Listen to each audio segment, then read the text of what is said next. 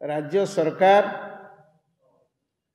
निर्धारित समय रे निर्धारित एमएसपी रे चाषींकर समस्त बड़का धान किणवे बोली कहिथिले। सुव्यवस्थित ढंगरे मंडी खोल किंतु पश्चिम और दक्षिण ओडिशार केतक चाषी बंधु मैंने जिते फोन कले आमको आमर कर्मकर्ता माने फोन कले आमे जानिबा परे प्रदेश कांग्रेस कमिटी सभापति श्रीयुक्त शरद पट्टनायक निर्देश क्रमे गोटे मंडी चल अभियान गत डिसेम्बर 13 तारिख ठारू आरंभ करा जायतिला। से अध्यक्ष हिसाब से मु एवं आमर बंधु माने आमे बलांगीर सुवर्णपुर बरगड़ जिलार 14टी मंडी परिदर्शन करिथिलु। सरकार जहाँ कही ता करी नाहंती बोली आमे देखिलु। चाषी माने जहाँ अभियोग करिसेंती ता संपूर्ण सत्य, सरकार जहाँ कहिसेंती संपूर्ण मिथ्या।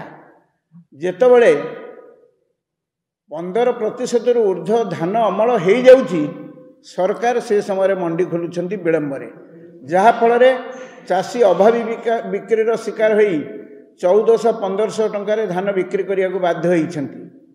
ये खेती पाई किए दायी किए हेब? सरकार जानी शुणी मंडी खोलिबारे विलंब करुछंती।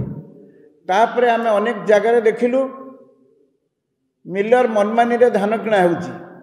2 केजी रु 10 केजी पर्यंत कटिंग छटिंग चली विभिन्न जगार विभिन्न आड़ देखई आर्द्रता देखई एफएक्यू मानर नुहे विभिन्न प्रकार आड़ देखई धान काटुछंती।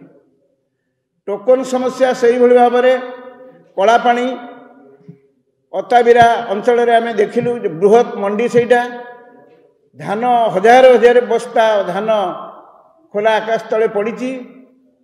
मिलर धान लिफ्टिंग करूनी। मिलर को जो टार्गेट दि जाइए मिलर जानी शुणी तार लिफ्टिंग करूनी। से आगुरी अधिक धान किणी नहीं जाइए।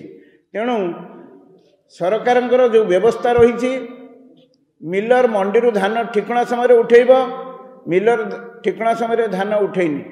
टोकन समस्या से भाव में चाषी मान को जो टोकन दि जाउची निर्धारित समय सरकार कही 1 मास मध्य से धान बिक्री करिवो, किंतु जार बिलरे धान अच्छी खेतर धान अच्छी अमल हैनी सी पाई टोकन, किंतु जी आणिकी मंडी रे धान रखिला मासे है सी टोकन पाइनी। एवं सरकार जो टार्गेट दौरान एतिकी टार्गेट यही सोसाइटी की दिगला आमे देखिलु से अनुसार टार्गेट फुलफिल हो पारुनी।